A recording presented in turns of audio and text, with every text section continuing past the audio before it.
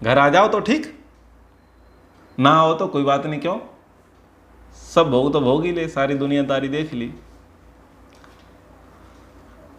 लेकिन कितनी अच्छी बात की, ना अयम आत्मा बलहीनेन लभ्यो, जो बलहीन व्यक्ति है उसको यह प्राप्त होने वाला नहीं है। और लोग उसी के लिए बैठे थे, बलहीनता के लिए बैठे थे। अब बताओ, मन को एकाग्र करने में बल लगता है कि नहीं लगता? लगता है, बहुत बल लगता है। आसन की सिद्धि में बल लगता है कि नहीं लगता है? बहुत बल लगता है। प्राणायाम करने में बल लगता है या नहीं लगता? बहुत लगता है। जप, मंत्र जप कर रहे हैं, शब्द अर्थ चिंतन कर रहे हैं, बोलो बल लगता है कि नहीं लगता? लगता है। सत्य बोलने में, अहिंसा का पालन करने में, अस्तेय का पालन करने में, ब्रह्मचर्य का पालन करने में, अपरिग्रह का पालन करने में बल लगता है कि नहीं लगता? लगता। यानी बलवान का ही काम है। नाय आत्मा बलहीनेन लभ्यो, जो बलहीन व्यक्ति है उसको यह प्राप्त होने वाला नहीं है। इसका मतलब क्या हुआ? प्रवचन करो, श्रवण करो, स्वाध्याय करो, तपस्या करो, ब्रह्मचर्य का धारण करो, सबका काम करो, यानी बलवान को ही मिलेगा, निर्बल को नहीं मिलेगा, निर्बल को नहीं मिलेगा। तो बहुत अच्छी बात है। ना चाह प्रमाद, और जो प्रमादी लोग हैं आज नहीं कल कर लेंगे, अब नहीं तब कर लेंगे, सुबह नहीं शाम को कर लेंगे। तो जो बलहीन और प्रमादी लोग हैं उनको ये प्राप्त होने वाला नहीं है। जबकि सबसे ज़्यादा इस लाइन में कौन दिखाई देते हैं? जो बलहीन और प्रमादी हैं। बलहीन और प्रमादी प्रकृति के लोग हैं वो सबसे ज़्यादा दिखाई देते हैं। मैंने पिछले दिनों में आपको गुरुकुल के ब्रह्मचारियों का भी उदाहरण दिया कि गुरुकुल किनको समझ में आता है आजकल? जो बलहीन हैं, जो प्रमादी हैं, जिनसे कुछ समाज में नहीं बनता ना, वो सोचते हैं कि चलो गुरुकुल जा कर के चलें। और हमारा जो समाज है जिससे हम आते हैं, वहाँ तो ये है ही एक प्रकार से परंपरा कि अगर आप मॉडर्न एजुकेशन अच्छी खासी प्राप्त नहीं कर सकते तो भैया वृंदावन चले जाओ। क्या करेंगे? बोले कुछ नहीं, थोड़ा बहुत सीख आओ, छंद, कुछ पाठ, कुछ पूजा पत्री सीख आओ तो कुछ काम धंधा चल पड़े। तो मोस्टली जो पंडित कर्मकांड करते हैं, हमारे ये जो उत्तर प्रदेश है, मध्य प्रदेश है, राजस्थान है, हम तो इधर की बात कर लेते हैं, दुनिया जमाने की बात क्या ही करना। तो वो मॉडर्न एजुकेशन में कुछ विशेष नहीं होते। मतलब 12वीं पास कोई शास्त्री हो, आचार्य हो, बड़ी बात है। जिनका मॉडर्न एजुकेशन में हाथ कमज़ोर है, अंग्रेजी में, विज्ञान में, गणित में जिसका हाथ बहुत ज़्यादा कमज़ोर है, जो बहुत फेल होते हैं, तो फिर ऐसे को डंडा मार करके बोल दिया जाता है जाओ भाई तुम मथुरा वृंदावन चले आओ, काशी चले आओ, बनारस चले आओ, कुछ पंडिताई सीख आओ। यानी वहाँ कुछ पुरुषार्थ नहीं कर सके। कुछ लोगों की ऐसी स्थिति है और ये मात्रा अधिक है, बहुतायत मात्रा में। तो ऐसे ही देखते हैं कि भाई ना तो अच्छी एजुकेशन है, ना शरीर ठीक ठाक है, तो कोई रिश्ते के लिए आया भी नहीं और पैसा भी नहीं है। व्यक्ति की उम्र 27 से लेकर के और 37 वर्ष हो गई, अकेला ठूंठ सा खड़ा है, सूखे शंख बजे निशंक। ऐसे व्यक्ति को वैराग्य की बातें याद आती हैं, बोले मुझे परिवार में अच्छा नहीं लगता, परिवार में अच्छा नहीं लगता। क्यों अच्छा नहीं लगता? क्योंकि उसके पास अच्छा लगने लायक कुछ है ही नहीं। प्रमादी जो था, बलहीन जो था, अब ऐसे वो सोचता है कि मैं गुरुकुल में सेट हो जाऊंगा क्या? ना ये आत्मा बलहीनेन लभ्यो, ये ध्यान रखें। अगर आप बलहीन हैं, प्रमादी हैं, तो ये भक्ति का मार्ग कम से कम आपके लिए नहीं है, ये अध्यात्म का मार्ग कम से कम आपके लिए तो नहीं है। ये तो पुरुषार्थी तपस्वी बलवानों के लिए ही मार्ग है। ये अध्यात्म जो है कायरों का मार्ग नहीं है। अगर कहना चाहें तो कह सकता हूं, ये संसार का मार्ग कायरों के लिए है। जो कम तपस्या करना चाहते हैं, जो कम पुरुषार्थ करना चाहते हैं, जो भारी चकाचौंध में फंसे रहना चाहते हैं, केवल उन बलहीनों के लिए ही ये संसार है। बाकी बलवानों के लिए तो ब्रह्म है, बलवानों के लिए तो ब्रह्म है। ये बड़ी बात है। हालांकि जब चर्चाएं YouTube पर जाएंगे तो कई प्रकार से लोग इधर उधर से चलेंगे पर ध्यान दें, समझें, समझने का प्रयास करें पूरे प्रसंग को। तो आत्मा को शारीरिक बल से हीन व्यक्ति प्राप्त नहीं कर सकता, मानसिक प्रमाद में पड़ा हुआ व्यक्ति भी इसे प्राप्त नहीं कर सकता। ये दो ही सबसे बड़ी समस्या है, एक शारीरिक बल, दूसरा मानसिक बल।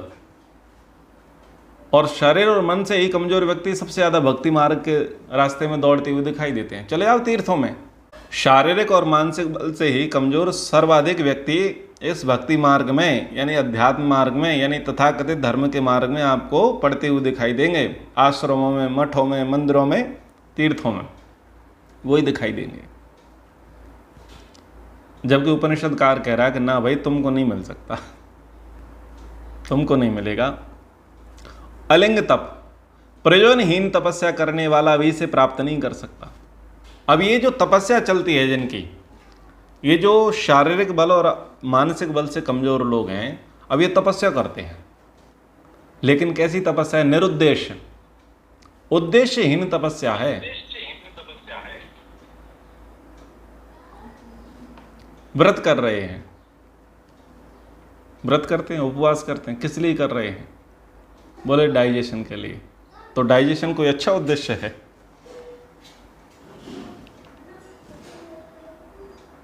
मंगलवार का कर रहे हैं, सोमवार का, एकादशी का कर रहे हैं, क्यों कर रहे हैं? बोले करते आए हैं, उद्देश्यहीन तपस्या।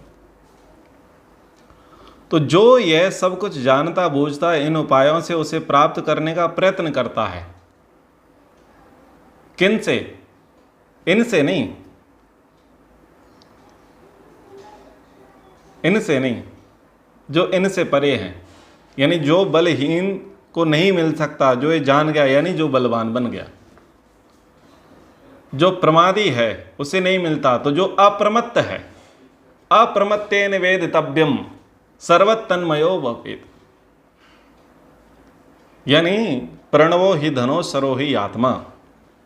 उस आत्मा को कौन वेद सकता है? अप्रमत्तेन, जो अप्रमत्त है यानी जो प्रमादी नहीं है, वही जो है ब्रह्म के लक्ष्य को भेद सकता है। तो जो ऐसा समझ गया है कि तपस्या कैसी होनी चाहिए, सब प्रयोजन होनी चाहिए, लक्ष्य सहित होनी चाहिए, अप्रमादी रहना है, बलवान रहना है, और प्रवचन भी करने हैं, श्रवण भी करने हैं, मनन भी करना है, निधिध्यासन भी करना है, और बुद्धि को शुद्ध करना है, तप और ब्रह्मचर्य का पालन भी करना है, उसे आत्मा प्राप्त हो जाता है। और जो केवल ऐसा लगा रहता है, उसे आत्मा तो क्या कुछ भी प्राप्त नहीं होता। जो ये मान बैठा है कि भाई ये प्रवचन से मिलने वाला नहीं, ये जो है श्रवण से प्राप्त होने वाला नहीं, बहुत अच्छी बुद्धि से प्राप्त होने वाला नहीं, और बलहीन बने रहो, निर्बल बने रहो, प्रमाद बने रहो, भगवान भरोसे बैठे रहो, जब भगवान की मर्जी होगी तब दर्शन हो जाएंगे, तो बोले उसको भगवान तो क्या, उसे कुछ भी प्राप्त होने वाला नहीं है। इस प्रकार से बोले ऐसे व्यक्ति से जो ऐसा मान करके बैठा है, आलसी प्रमादी जो है, भगवान भरोसे जो बैठा है, उससे तो ब्रह्म एक प्रकार से पीठ फेर करके बैठ जाता है, उसे वो नहीं मिलने वाला। लेकिन जो समझ गया है कि किन किन प्रयोजनों से मिल जाएगा और वो उस पर अग्रसर हो गया है, ब्रह्म उसके सामने प्रकट हो जाता है। इस प्रकार से संप्राप्येन ऋषयो ज्ञान तृप्ता कृतात्मानो वीतरागः प्रशान्तः ते स्वर्गम सर्वता प्राप्य धीरा युक्तात्मनः मानः सर्वम एवा विशन्ति। तो ज्ञान से तृप्त, आत्माराधन में दिन रात लगे हुए वीतराग प्रशांत ऋषि आत्मा को प्राप्त करके अपने आत्मा को परमात्मा से जोड़ देते हैं। तो जो इन सब चीज़ों को समझ गए, उपरोक्त दोनों जो वचन हैं, तीन जो वचन हैं, कौन सा? कामना वाला, न आत्मा प्रवचनेन लभ्यो, न आत्मा बलहीनेन लभ्यो। जो इन तीन बातों को समझ गया है और समझ करके जो अग्रसर हो गया है, यानी जो आप्त काम हो गया है, ठीक है, जो आप्त काम हो गया है और ये समझ गया है कि इस मार्ग में पुरुषार्थ तो करना है, पर केवल मेरे करने से काम नहीं चलेगा, ब्रह्म की कृपा आवश्यक है, जो ये मान चुका है। यम एष वृणते तेन लभ्या, ये बात ध्यान रखें। क्या कहा कि ब्रह्म, आप ये दावा नहीं कर सकते मैंने बहुत प्रवचन कर लिया, आप ये दावा नहीं कर सकते कि मैं बहुत अच्छी मेधा वाला हूँ, और आप ये दावा नहीं कर सकते कि मैंने बहुत कुछ सुन रखा है, तो लो दर्शन दो। आप ये दावा नहीं कर सकते। आप काम करो, दरवाजे पर खड़े रहो बस। यम एष वृणुते तेन लभ्य, फिर वो चाहेगा तब दरवाजा खोलेगा, लेकिन तुम खड़े रहो, तुम दावा नहीं कर सकते। ये एक भाव है उसका। इस भाव पर विस्तार से चर्चा जब कठोपनिषद पढ़ाया था तब किया था। बस इसका यहाँ पर यही तात्पर्य लेना है कि तुम दावा नहीं कर सकते। लोग दावा करते ना, मैं इतने समय से पूजा कर रहा था, इतने समय से जप कर रहा था, मेरी सुनो। वो फाइल लेकर के आता है ना दरबार में, देखो मैंने कितना कितना कर लिया। तो यहाँ पर कह रहे हैं ना, दावा मत कर भाई। वो ईश्वर की इच्छा होगी, ईश्वर की कृपा होगी, तब वो दरवाज़ा खोलेगा। और इसमें स्वामी श्रद्धानंद और दयानंद जी का जो संवाद है वो भी आपको पिछले प्रसंगों में बताया था। तो ऐसे सब प्रकार से जो ज्ञान से तृप्त हो चुका है, जो आत्माराधन में दिन रात लगा है, यानी अब संसार चिंतन उसका समाप्त हो गया, संसारिक प्रपंच उसका समाप्त हो गया, जो प्रतिबोध करने लग गया, जो अंतर्मन की यात्रा करने लग गया, और जो निष्काम हो गया, जिसके राग द्वेष बीत गए, जो वीतराग हो गया है, जो अच्छी प्रकार से जो शांत हो गया है, प्रशांत हो गया है, ऐसे ऋषि आत्मा को प्राप्त करके अपने आत्मा को परमात्मा में जोड़ देते हैं। तो ऐसे ब्रह्म की प्राप्ति होगी। परमात्मा सब जगह पहुंचने वाला है। अब आगे का प्रसंग चल रहा है। वे अपने को परमात्मा के साथ सब ओर से जोड़ लेते हैं। फिर परमात्मा के साथ साथ जहाँ जहाँ वह पहुँचता है वहाँ आत्मा भी पहुँच जाता है। जब पल्ला उसके साथ बांध दिया तब उससे छुड़ा कौन सकता है। मतलब भाव दिए हैं कि जब उसने ब्रह्म को प्राप्त कर लिया, ब्रह्म को प्राप्त कर लिया, नहीं ब्रह्म से जुड़ गया, बोले मैं तो यहाँ हूँ और तुम सब जगह हो, तुम तो छोड़ के चले जाओगे, दूर चले जाओगे। बोले नहीं नहीं, जहाँ जहाँ मैं हूँ वहाँ वहाँ तू चल सकता है। यानी ईश्वर है तो सब जगह, तुम एक जगह हो तो तुम सब जगह चल सकते हो, सब जगह मैं हूँ। इन्हीं भावों को स्वामी विवेकानंद जी बोलते हैं। बोले मुझे सृष्टि देखनी, बोले चल भाई देख ले। इन्हीं भावों को बोलते हैं। मुझे सूर्य बनता हुआ देखना है, देख ले भाई। मैं देखना चाहता हूँ इस आत्मा को आप कहाँ डाल रहे हैं, आजा भाई देख ले। ब्रह्म तो विशाल है ना, बृहद है। तो ब्रह्म किस क्षण क्या क्या कार्य कर रहा है तुमको देखना है, तो चलो आ जाओ देख लो। तो तुम सब प्रकार से उसको देख सकोगे। जहाँ जहाँ वो कार्य कर रहा है वो वहाँ वहाँ आपको ले चलेगा। यानी आपको बोल देगा अपेक्षा व्यक्त करो, मुझे ये भी देखना वो भी देखना, सब दिखा देगा। और जब तुमने अपने आप को उसके साथ बांध ही लिया है और परमात्मा ने भी तुमको अपना सानिध्य दे दिया है, तो फिर उसमें छूटने वाला प्रसंग तो है ही नहीं, दूर होने वाला प्रसंग तो है ही नहीं। ऐसा होता है जी। इसका एक लौकिक दृष्टांत देता हूं कि किसी व्यक्ति से हम प्रेम करते हैं या किसी जगह से हम प्रेम करते हैं, तो उस व्यक्ति या उस वस्तु को प्राप्त करने के लिए हम पुरुषार्थ करते हैं और अपनी एक जगह छोड़ करके उस तक जाते हैं और उसे प्राप्त करने में बड़ी प्रसन्नता होती है। उस वस्तु को प्राप्त करने में या उस व्यक्ति को प्राप्त करने में बड़ी प्रसन्नता होती है, लेकिन भय होता है। भय ये होता है कि कहीं ये मुझे छोड़ करके चले तो नहीं जाएंगे, ये वस्तु या व्यक्ति मुझे छोड़ करके चली तो नहीं जाएगी, ये भय होता है। और वहाँ पर अगर ये तय हो जाए कि नहीं जहाँ जहाँ हम जाएंगे वहाँ वहाँ तुम भी चलोगे, तो प्रसन्नता कैसी रहती है, बड़ी प्रसन्नता रहती है। इसी बात को पहले निश्चय किया जाता है कि ठीक है हम आपके पास पहुँच तो जाएंगे, लेकिन क्या आप मुझे साथ लेकर के चलोगे या एक अकेला छोड़ दोगे एक जगह पर। बोले नहीं, तुम्हारा डिपार्टमेंट इतना ही है, तुम यही करते रहना। बोले ना भाई, तुझे जहाँ जहाँ चलना है तो वहाँ वहाँ चलते रहना। यानी जो जो सृष्टि का प्रसंग देखना है वो देखते रहना, जो जो सुख देखना है, दुख देखना है, लोगों का जो दर्शन करना है करते रहना, कोई तकलीफ नहीं है। बोले फिर ठीक है, फिर ठीक है, फिर बहुत अच्छा है। तो ये उस प्रकार का भाव बताने का प्रयास किया। वेदांत विज्ञान सुनिश्चितार्थ संन्यास योग यतयः सत्व शुद्ध्वा ते ब्रह्मलोकेषु परांत काले परामृता परिमुंचन्ति सर्वे।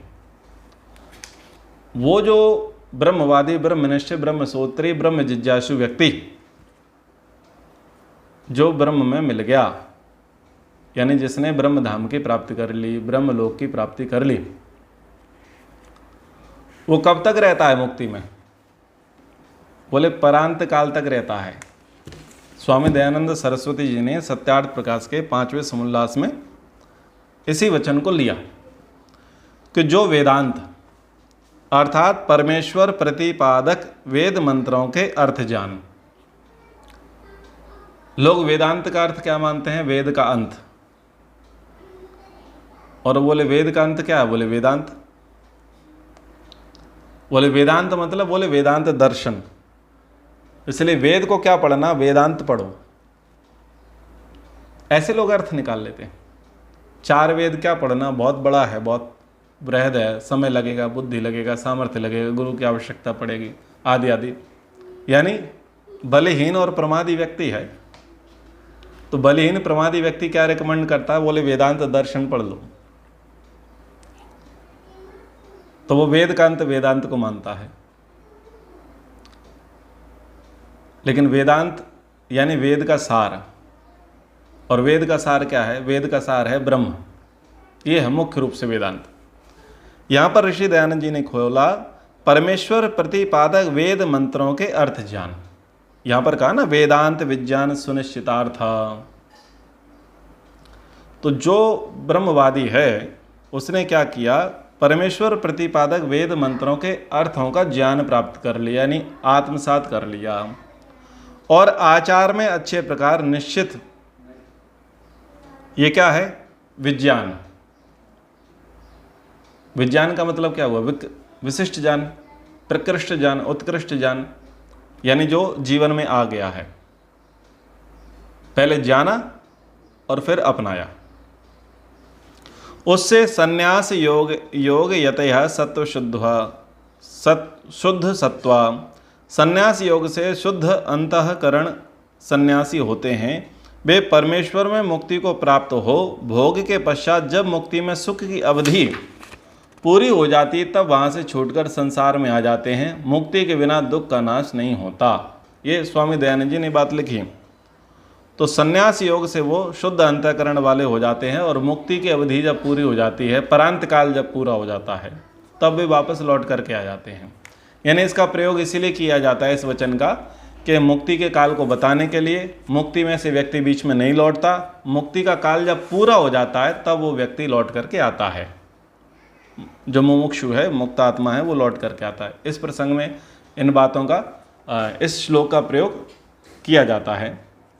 अब यहाँ पर पढ़ते हैं वेदांत विज्ञान सुनिश्चितार्था संन्यास योग यतया सत्व शुद्ध सत्वा ते ब्रह्मलोकेशु परांत काले परामृता परिमुंचन्ति सर्वे।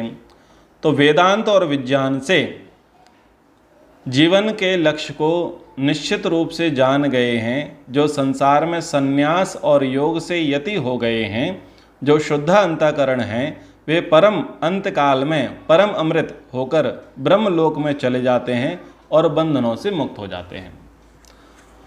तो वेदांत यानी जो वेद के शब्द अर्थ संबंध हैं, वेद का जो मूल भाव है जिसको उन्होंने जान लिया है। विज्ञान यानी जिसको उन्होंने आत्मसात कर लिया, जीवन में धारण कर लिया है। और संन्यास योग क्या है? संन्यास मतलब सब चीज़ों से विरक्ति, लोकेशना, वित्तेषणा और पुत्रेषणा, इसी से तो संन्यास होता है। ये ध्यान रखें। जो अटैचमेंट होते हैं ना सारे, उन सारे अटैचमेंट, सारे आसक्ति, सारे लगावों से परे होना, पृथक होने को ही संन्यास कहते हैं। और योग का अर्थ होता है जुड़ना। जोड़ना किससे? परम सत्ता के साथ जोड़ना, यानी संसार से हटना और संसार पति से जोड़ना, इसको बोलते हैं संन्यास योग। ठीक है। तो जो शुद्ध अंतःकरण वाले हो गए, जिस प्रकार से शुद्ध अंतःकरण तो तभी होगा ना जब जो अशुद्धि है, अशुद्धि और अशुद्धि का कारण खत्म हो गया, और शुद्धि और अशुद्धि का कारण ग्रहण कर लिया। अशुद्धि का कारण भाई कामनाएं हैं, वासनाएं हैं, राग हैं, द्वेष है, अविद्या है, इसी से तो अशुद्धि है। और ज्ञान दीप्ति अविवेक ख्याति, ज्ञान की दीप्ति, ज्ञान का प्रकाश, शुद्धता किससे आती है? वो विद्या से, तपस्या से आती है। और पूर्ण रूप से किससे आती है? वो ईश्वर साक्षात्कार से आती है। यानी क्लेश दग्ध बीज कब होंगे, यानी पूर्ण रूप से शुद्धि कब होगी अंतःकरण की, जब असंप्रजात समाधि लग जाएगी, जब ईश्वर का साक्षात्कार हो जाएगा तो अंतःकरण कैसा हो गया, शुद्ध। तो जब शुद्ध अंतःकरण हो गया तब क्या होगा, अंतकाल हो जाएगा, यानी फिर मुक्ति की प्राप्ति हो जाएगी। इस प्रकार की बातें यहाँ पर कहीं। आगे गतः कलह पंचदश प्रतिष्ठा देवाश सर्वे प्रति देवतासु कर्माणि विज्ञानमयस्य आत्मा परे अव्यय सर्व एक ही भवन्ति। तो उन्हीं 15 कलाओं, अच्छा पहले 16 कलाओं की चर्चा आई थी ना, पर यहाँ पर 15 कला की चर्चा आई है। अच्छा ये भी एक प्रश्न हो सकता है कि किस उपनिषद में 15 कलाओं की चर्चाएं आई हैं, ये प्रश्न हो सकता है। अच्छा आपको क्यों बता दिया है, ये तो पूछ लेना चाहिए था मुझे। और वो 15 कलाएं कौन सी हैं, क्योंकि यहाँ जो 15 कलाएं हैं और ब्रह्म की जो 16 कलाएं हैं वो दोनों अलग अलग हैं। ये तो हमारी कलाएं हैं 15, वो ब्रह्म की 16 कलाएं हैं। तो कौन सी हैं, 5 ज्ञानेंद्रियां हैं, 5 कर्मेंद्रियां हैं और 5 प्राण हैं, ये 15 कलाएं हैं। तो इन कलाओं का जो व्यवहार है वो कैसा हो जाता है, समाप्त हो जाता है, यानी सूक्ष्म शरीर नष्ट हो जाएगा। ध्यान देना, ये कह रहे हैं कि जब शुद्ध अंतःकरण वाला हो जाएगा और मुक्ति होगी तो क्या होगा, सूक्ष्म शरीर जो है अंतःकरण है वो नष्ट हो जाएगा, उसका काम खत्म, और जो 16वीं कला है आत्मा केवल वही बचेगा। उस 16वीं कला का क्या होगी, उसकी मुक्ति होगी। 16वां निष्कल आत्मा रह जाता है, उनकी इंद्रियां अपने कारणों में लीन हो जाती हैं। यानी जो साधन हमारे हैं, देखो इंद्रियां क्या हैं, साधन, और ये साधन कैसे हैं, नित्य हैं या अनित्य हैं, अनित्य हैं। उपनिषदकार ने कहा कि अनित्य से नित्य को प्राप्त करो, याद करो, अनित्य से नित्य को प्राप्त करो।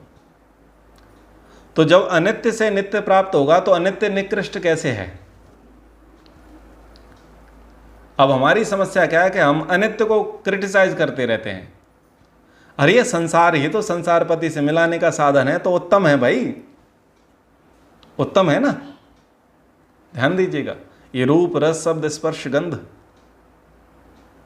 जब तक इनका प्रपंच समझ में नहीं आएगा तब तक वो अगोचर की ओर कैसे बढ़ेंगे। यानी सारी सृष्टि का जो कुछ भी बनावट है सब प्रयोजन है, लाभकारी है। किसी को कभी बात समझ में आएगी, किसी को कभी बात समझ में आएगी, निष्प्रयोजन तो कुछ है ही नहीं। अनित्य से नित्य को प्राप्त कर ले, बस वही विवेकी है। बोले ये संसार कैसा है, क्षण भंगुर है। बोले हाँ, तो स्थायी है, उसे प्राप्त कर। क्षण भंगुर से छलांग मार, ये क्षण भंगुर है ही छलांग मारने के लिए है। अनित्य से नित्य को प्राप्त करना है। तो अनित्य जब हमारा साधन है तो साधन बुरा कैसे होगा, साधन बुरा कैसे हो सकता है, इंद्रियां बुरी कैसे हो सकती हैं, शरीर बुरा कैसे हो सकता है, पंच महाभूत बुरे कैसे हो सकते हैं, क्योंकि सूक्ष्म का कार्य तो इसी पर टिका है, सूक्ष्म तो इसी के कारण है। क्या ही करोगे आप, स्थूल शरीर नहीं है यानी हार्डवेयर नहीं है तो सॉफ्टवेयर का क्या ही करोगे। तो अनित्य से नित्य को प्राप्त ऐसे कर लेते हैं, तो उनमें उनके कर्म भी निशेष हो जाते हैं और विज्ञान में आत्मा अव्यय परमात्मा में जा पहुंचता है। तो जो विज्ञानवान आत्मा है वो अव्यय, जो घटता नहीं है, जो नष्ट नहीं होता, व्यय जो खर्च नहीं होता, अव्यय। व्यय शब्द तो है ना, आय और व्यय, व्यय यानी खर्च, आय यानी आवक, तो व्यय के आगे क्या लग गया, अव्यय यानी जो खर्च नहीं होता, जो खंडित नहीं होता, जो अखंड है, जो क्षर नहीं होता, जो अक्षर है। अव्यय कह दिया ना, अव्यय अखंड अक्षर कौन है, ब्रह्म है। तो उसको वह प्राप्त कर लेता है। आगे अब ये भाव भी जो है पहले किसी प्रसंग में कह दिया था, इसकी व्याख्यान कर दिया था, पर कभी ये श्लोक पकड़ में नहीं आया था, मुझे पता भी नहीं था ये श्लोक भी है। यथा नद्या स्यन्दमानः समुद्रे स्तम गच्छन्ति नाम रूपे विहाय तथा विद्वान नाम रूपादि विमुक्ता परात् परम पुरुषम उपैति दिव्यम। नदियाँ जो है वो बहती हैं तो अपने सारे नाम और सारे रूप को खत्म कर देते हैं। उस पर एक सुंदर व्याख्यान उस समय छेड़ा था कि उनका मिलन किस प्रकार से होता है। तो कभी गंभीरता के साथ और कभी कोलाहल के साथ उनका मिलन होता है, नदियों का समुद्र के साथ। तो जैसे नदियाँ बहती हैं और बहते बहते अपना अपना पृथक पृथक नाम में, ये सरस्वती, ये गोदावरी, ये कावेरी, ये ब्रह्मपुत्र, ये तुंगभद्रा, ये झेलम, ये चिनाब, ये रावी, ये सतलुज, नाम और रूप कितने विस्तार में ये बह रही है और कौन सा एंगल है, कौन कौन से नक्शे से वो जा रही है और कैसा रूप रंग है, कैसा पानी है, कैसे इसके तट हैं, नाम और रूप सबको छोड़ते हुए किस में जाकर के मिल जाते हैं? समुद्र में जाकर के मिल जाते हैं।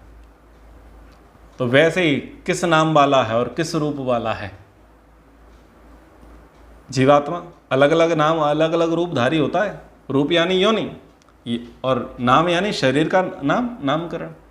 तो वो अपने नाम और रूप को छोड़ करके किस में मिल जाता है? समुद्र में, अथाह सागर यानी ब्रह्म में मिल जाता है। इसी प्रकार विद्वान पुरुष नाम रूप से छूटकर परे से परे दिव्य पुरुष के निकट जा पहुंचता है। सा यो हावै तत्परम ब्रह्म वेद ब्रह्मेव भवति नास्य ब्रह्मविद कुले भवति तरति शोकम तरति पापमानम गुहा ग्रंथिभ्यो विमुक्तो मृतो भवति। जो इस पर ब्रह्म को जान जाता है वह मानो ब्रह्म ही हो जाता है। ये है अहम ब्रह्मास्मि। व्यक्ति शिखर पर पहुंच करके, कुर्सी पर पहुंच करके, किसी भंडार में पहुंच करके अपने आप को क्या मानता है? वह सब तो हम ही हैं, हमारी ही सत्ता है। तो जो उस ब्रह्म को जान जाता है वह मानो ब्रह्म ही हो जाता है। उसके कुल में कोई भी ब्रह्म को ना जानने वाला रहता ही नहीं है। बोले अब तो सब ही जानेंगे भाई, सब जान लेंगे। हृदय तथा मस्तिष्क की भीतरी गुफाओं में जो ग्रंथियां पड़ी रहती हैं उनसे छूटकर वह अमृत हो जाता है, शोक को तर जाता है और वो पाप को तर जाता है। उसके कुल में सभी जान लेते हैं, यानी जो सूक्ष्म शरीर है सब इकट्ठे ही जानते चला जाता है ना। मन जाना तो धीरे धीरे इंद्रियां भी जान ही लेती हैं, बुद्धि जान ही लेती है, अहंकार जान ही लेता है, हाँ भाई क्या हो रहा है। ये उसका कुल है आत्मा का, यही तो खानदान है। तो खानदान भी साथ साथ में जान ही लेता है, लेकिन खानदान तो चेतन नहीं है ना, बस कहने का भाव है। वो पूरे कुटुंब के साथ ही तो जानता है ब्रह्म को, कुटुंब को छोड़ के थोड़ी जानता है। भाई आत्मा जानेगा तो आत्मा के पीछे पीछे सभी जान जाएंगे ना। भाई कुछ मिल गया है, कुछ प्राप्त हो गया, कुछ हस्तगत हो गया है, तो फिर वो सारी ग्रंथियां जो हैं, विद्यते हृदय ग्रंथिस छिद्यन्ते सर्व संशया, जो पहले कहा था। तो हृदय और मस्तिष्क की सारी जो ग्रंथियां हैं वो सब क्या हो जाती हैं? छिन्न भिन्न हो जाती हैं, नष्ट भ्रष्ट हो जाती हैं, वो वहीं पड़ी रहती हैं। जो भी आंट और गांठ है वो सब खत्म हो जाती हैं और उन सब के बंधनों से वो निकल जाता है, नस नाड़ी के बंधन से वो निकल जाता है, अमृत हो जाता है। शोक से वो परे हो जाता है, पाप से परे हो जाता है। व्यक्ति शोक कब तक करेगा? जब तक शरीर में रहेगा। व्यक्ति पाप कब तक करेगा? जब तक शरीर में रहेगा। और जब उससे हो गया परे तो शोक तरति शोक आत्मवित। शोक से कौन तरते हैं? आत्मवित, जो आत्मा को जानने वाले होते हैं वो शोक को तर जाते हैं। तद एतद ऋचा अभ्युक्तम क्रियावन्तः श्रोत्रिया ब्रह्मनिष्ठा स्वयं जुह्वत एकर्षि श्रद्धयन्तः तेषाम एविताम ब्रह्म विद्याम वदेत शिरोवृतम विधिवत यस्तु चीर्णम। ऋचाओं में भी कहा है, ब्रह्मनिष्ठ क्रियाशील श्रोत्रिय जगह जगह न भटककर श्रद्धापूर्वक स्वयं किसी एक ब्रह्मज्ञानी ऋषि के चरणों में उपस्थित होते हैं। इस प्रकार ऋषि के पास जो जिज्ञासु स्वयं पहुँचते हैं, जो विधि पूर्वक इस व्रत को अपने सिर पर ही लेते हैं, दूसरे का सहारा नहीं लेते, उन्हें ब्रह्म विद्या का उपदेश दें। अब ये जो पूर्व का वचन था, विमुक्तो अमृतो भवति, यानी यहाँ तो मुक्ति की चर्चा हो गई। उसने मुक्ति प्राप्त कर ली, उसके कुल ने भी मुक्ति प्राप्त कर ली, उसको भी मुक्ति मिल गई ना। सूक्ष्म शरीर भी खत्म, स्थूल शरीर भी खत्म। ठीक है भाई, यहीं तक हमारी यात्रा थी, पूरे परिवार भी आनंद मनाता है। यहाँ तक की चर्चा पूरी हो गई। अब उपदेश किसे दिया जा रहा था? शौनक को। उपदेष्टा कौन थे? अंगिरा। अब उपसंहार चल रहा है। तो ऋचाओं में भी कहा है ब्रह्मनिष्ठ क्रियाशील श्रोत्रिय, जो ब्रह्मनिष्ठ है, क्रियाशील जो बलवान है, जिसका मानसिक बल है, जिसका आत्मिक बल है, शारीरिक बल है, श्रोत्रिय जो ब्रह्म श्रोत्रिय है, जगह जगह ना भटक कर श्रद्धा पूर्वक स्वयं किसी एक ब्रह्म जाने ऋषि के चरणों में उपस्थित होते हैं। यानी अब भटकने की आवश्यकता नहीं है। अगर आपकी इतनी योग्यता हो गई, आप ब्रह्मनिष्ठ हैं, आप ब्रह्म श्रोत्री हैं और आप क्रियाशील हैं, आप मुमुक्षु हैं, तो आप मत भटकिए। किसी अच्छे उत्कृष्ट ब्रह्मज्ञानी गुरु को स्वीकार करते हुए, उसको अंगीकार करते हुए उसके चरणों में बैठ जाओ और फिर उनके मार्गदर्शन में चलो।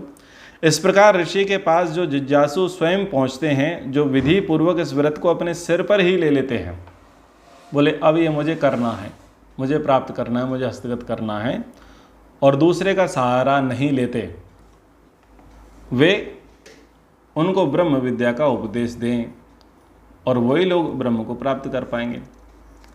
यानी गुरु सहायक है, गुरु सहायक है, लेकिन गुरु मुक्ति में नहीं ले जाएगा। गुरु अपनी मुक्ति करेगा, चेला अपनी मुक्ति करेगा।